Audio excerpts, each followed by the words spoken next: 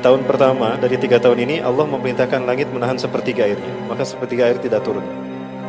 Dan Allah melarang bumi untuk tidak menumbuhkan sepertiga tanamannya, maka kekeringan merajalela di mana-mana. Di tahun yang kedua Allah memerintahkan langit antah bisa sudusai matriha. Allah perintahkan langit menahan 2/3 airnya. Lalu Allah perintahkan bumi menahan 2/3 tanamannya. Maka gagal panen makin tersebar di seluruh dunia. Nah, yang di tahun ketiga Allah perintahkan pada langit untuk menahan semua airnya. Fala tuqtiru qutratun minal ma' minas sama'. Maka tidak akan ada satu tetes pun, satu tahun tuh nggak ada setetes hujan pun. Dan setahun itu tidak akan ada satu tanaman pun tumbuh. Katsiru minan nas yamutu bisababil ju'. Akan banyak manusia yang mati karena kelaparan dahsyat itu. Siti Aisyah bertanya, "Ya Rasulullah, fabima ya'ishu nas bidzalika zaman ya Rasulullah?" Wahai Rasulullah, lalu manusia bertahan hidup dengan apa? Rasulullah menyatakan, bitakbir wa tahmid wa tahlil wa tasbih. Manusia akan hidup dengan subhanallah walhamdulillah wallahu akbar.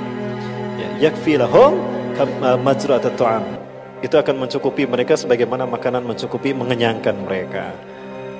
Tapi artinya bukan memang dengan tasbih itu kita kenyang. Tapi Allah menurunkan berkah di mana mereka bertasbih, bertakbir, bertahmid dan tahlil. Malaikat Allah turunkan untuk melindungi mereka. Majelis taklim seperti ini. Jadi kalau mau hijrah ke majelis taklim, di situ kita akan selamat. Itu kata Rasulullah. Nah, tolong sekalian, itu 3 tahun. Di tahun ketiga itulah Dajjal muncul. Dajjal akan datang pada suatu kaum, berkata pada kaum tadi, "Matabguna min rabbikum?" Apa yang kalian minta dari Tuhan kalian? Kaum itu berkata, "Katsirun minna yamutuna bisababil ju'.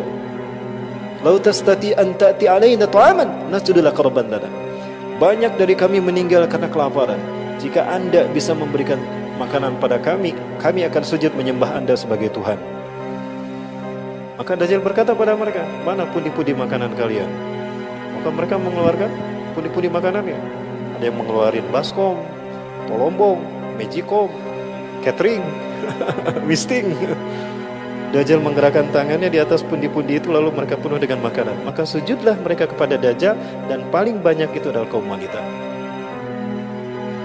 Lalu datang Dajjal kepada kaum yang kekeringan. Mereka berkata kepada Dajjal, "Kami menginginkan agar Tuhan menurunkan hujan pada kami." Kata Dajjal, "Jika aku bisa menurunkan hujan, apa yang ingin kalian berikan padaku?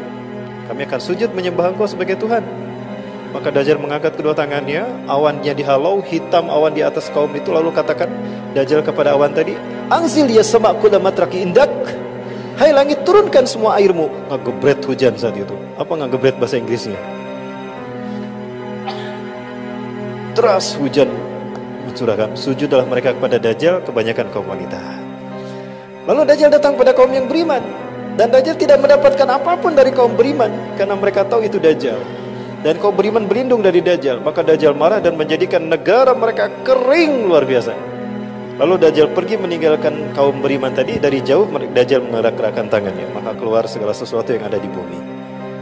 Nah, itu kata Rasulullah 3 tahun sebelum kemunculan Dajjal. Nah, di saat itulah justru Islam akan zahir. Islam akan zahir. Ya, di mana Islam akan zahir, akan munculnya orang-orang pilihan Allah, aktor-aktor yang akan Allah munculkan. Yang pertama, Allah akan munculkan seorang pemuda yang akan mati di tangan Dajjal. Pemuda ini adalah pemuda terbaik imannya di muka bumi. Tidak ada yang lebih hebat imannya ketimbang pemuda ini. Ya, ketika Dajjal datang, kata Rasulullah, "Sayati Dajjal ilal Madinah." Dajjal akan datang ke Madinah. Wa huwa mani'un min duhuliha. Tapi Dajjal terhalang memasuki Madinah. Fa inna likulli babin bawabatin Madinah lahu malakan. Karena setiap pintu gerbang dari Madinah ini dijaga oleh 2 malaikat. Bisihamihim, dengan panah mereka. Rasulullah menyebutnya dengan panah, bukan dengan AK-47. Setiap Dajjal mau masuk, dipanah dia. Dajjal takut, maka dia keluar, tinggal di bukit Jabal Habsi. Di saat itulah keluar pemuda tadi. Pemuda ini datang menghadap Dajjal. Orang sembunyi karena takut kepada Dajjal, justru dia datang menghadap Dajjal. "Ya gulam, hal tatakid ana rabbuk?" "Ya ni rabbuka." "Hei pemuda, kamu yakin gak aku Tuhan kamu?" "Yang saya tahu Tuhan gak sejelek kamu. Kamu mah jelek. Rambut kamu berekele, mata kamu pecak sebelah." "La araftu li annaka Dajjal kama qala Rasulullah SAW." Yang aku tahu kamu Dajjal sebagaimana sabda Rasulullah. Dajjal marah. pegang dia, digergaji dari kepala sampai ujung. Lalu Dajjal berkata di tengah-tengah tubuh pemuda ini, jika aku hidupkan kembali dia, apakah kalian mengakui aku Tuhan? Apa kalian masih ragu aku Tuhan kalian? Tidak. Dajjal menyatukan tubuh pemuda ini dan bertanya lagi setelah dihidupkan, ya gulam, majita tartabun aliani rabbuka? Hai, kamu masih yakin? Masih ragu kalau aku Tuhan kamu? Bahkan aku makin yakin kamu tidak Dajjal. Dibunuhlah pemuda ini dan tidak ada lagi orang yang dibunuh setelah pemuda ini oleh Dajjal. Itulah pemuda yang terbaik imannya di muka bumi. Hari ini pemuda itu sudah ada. Usianya 14 tahun. Tahun 2004 lahir pemuda ini di Gaza, dan ini keyakinan Syekh Naji Royan.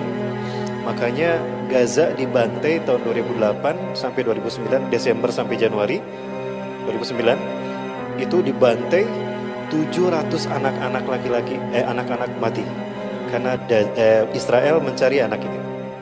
Anak ini lahir dengan keajaiban. Baru beberapa jam dilahirkan, ketika mau masuk mobil dipangku sama neneknya, anak ini berkata, Assalamualaikum warahmatullahi wabarakatuh. Hah? Anda sih biasa dibakadalik? Ya budak orang bisa salam. Waalaikumsalam, jangan teh bisa ngomong gini. Bayi itu kemudian berkata, Ana rajulun alladhi sayaqtuluhu Dajjal, fala yusallitu ahadan ba'di. Aku adalah pemuda yang akan dibunuh Dajjal. Setelah aku tidak ada lagi yang akan dibunuh Dajjal.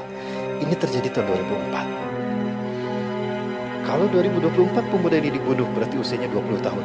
Betul, itu usia pemuda.